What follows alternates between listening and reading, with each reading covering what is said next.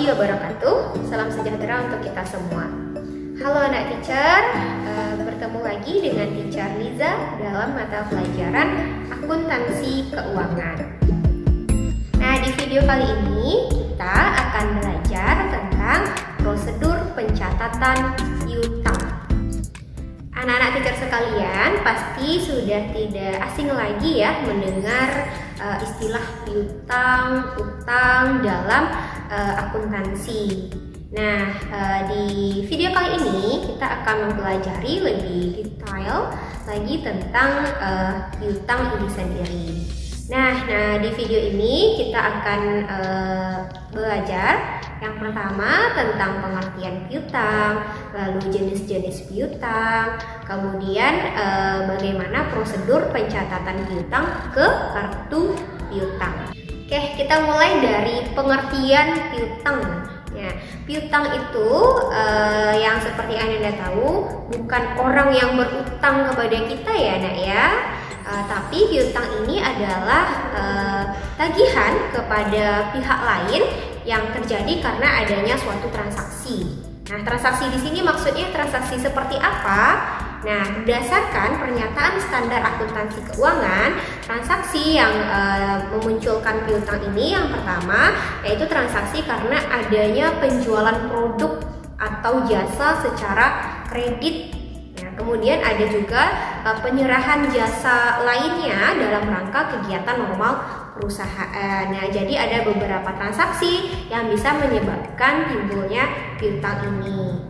Nah, kemudian dalam istilah piutang ini kita pasti akan sering mendengar yang namanya debitur dan kreditur. Apa sih itu debitur dan kreditur? Nah, debitur di sini maksudnya adalah pihak yang meminjam, ya, pihak peminjam.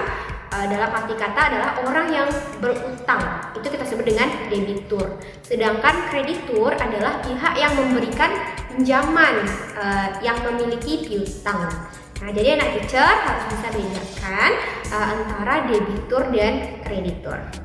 Selanjutnya kita akan membahas tentang jenis-jenis piutang. Nah, secara umumnya piutang ini kita bagi menjadi 3 bagian. Yang pertama ada piutang usaha atau piutang dagang, account receivable ya.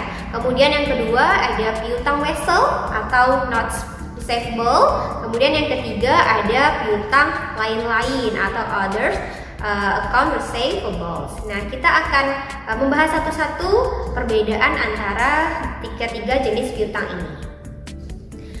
Kita mulai yang pertama tentang piutang usaha atau piutang dagang. Piutang usaha ini muncul karena adanya penjualan produk atau jasa secara kredit, di mana bukti yang menyatakan bahwa ini adalah transaksi piutang adalah adanya bukti transaksi berupa faktur ya. Dari faktur ini nanti pelunasan atau umur dari piutang itu sendiri berkisar 30 sampai 90 hari. Lalu ada piutang wesel, yaitu piutang yang terjadi karena adanya penjualan produk atau jasa secara kredit, tetapi berdasarkan surat perjanjian atau bukti tertulis yang menyatakan bahwasanya transaksi ini adalah transaksi piutang ya. Jadi bedanya antara piutang wesel dengan piutang dagang. Kalau di piutang dagang tidak ada surat resmi atau surat perjanjian tertulisnya, hanya berupa bukti transaksi berupa faktur. Sedangkan kalau piutang wesel itu sudah ada bukti tertulis ya, surat perjanjian yang menyatakan pihak A dan pihak B melakukan transaksi secara kredit. Nah, untuk piutang wesel sendiri itu dia ada 2 bagian, ada 2 jenis. Ada piutang wesel berbunga, ada piutang wesel tidak berbunga. Ini akan kita pelajari di materi piutang wesel. Lalu yang ketiga ada piutang lain-lain atau others account receivable. Nah, piutang lain-lain ini yaitu piutang yang tidak masuk ke dalam piutang dagang ataupun piutang wesel. Nah, piutang lain-lain di sini yaitu piutang yang terjadi karena kegiatan non operasional perusahaan. Contoh dari piutang lain-lain ini, yang pertama ada beban dibayar di muka atau prepaid expense, lalu ada pendapatan yang masih harus diterima, dalam hal ini pendapatan non operasional ya, contohnya piutang bunga, piutang sewa. Lalu yang ketiga ada uang muka pembelian, itu juga masuk ke piutang. Lalu ada juga piutang pajak, piutang dividen, dan piutang lainnya. Nah, selanjutnya prosedur pencatatan piutang. Nah, prosedur dari terjadinya piutang ini, dalam hal ini piutang dagang ya nak ya, kita fokuskan dulu di piutang dagang, yaitu di mana pelanggan itu datang ke perusahaan untuk melakukan transaksi penjualan secara kredit. Nah, nanti pelanggan akan mendapatkan bukti berupa faktur asli ya, kemudian yang kopi akan dipegang oleh perusahaan, di mana akan divalidasi oleh petugas bagian piutang. Nah, kemudian petugas bagian piutang akan menyerahkan bukti ini kepada bagian keuangan atau bagian akuntansi. Nah, disinilah tahapnya kita mulai, di mana tahap yang pertama, setelah bagian akuntansi menerima bukti transaksi berupa faktur, kita akan lakukan penjurnalan ya, karena ini adalah transaksi penjualan secara kredit, otomatis kamu harus mencatatnya dalam jurnal penjualan ya. Selanjutnya kita akan posting transaksi ini ke dalam buku besar piutang. Nah, selain itu kita juga harus buatkan kartu piutang per masing-masing nama debitur. Nah, selanjutnya kita bahas lebih jauh tentang prosedur pencatatan atau pengelolaan kartu piutang ini sendiri. Nah, bentuk dari kartu piutang itu sendiri bisa Ananda lihat di layar, di mana kartu piutang ini memiliki yang pertama ada nama debitur, kemudian ada nama kreditur, ada nilai nominal, kemudian ada syarat pembayarannya. Ini adalah hal wajib yang harus dimiliki. Kemudian adapun di bawahnya tentang mutasi dari piutang ini sendiri. Mutasi di sini maksudnya adalah hal-hal yang menyebabkan perubahan dari saldo piutang.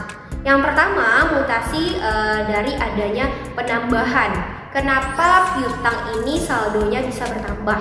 Itu karena adanya transaksi penjualan secara kredit. Ya nak ya, maka akan menambah saldo piutang.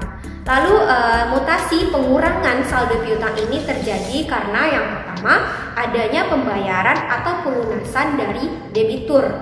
Nah, kemudian adanya retur penjualan, dan yang ketiga karena adanya penghapusan piutang.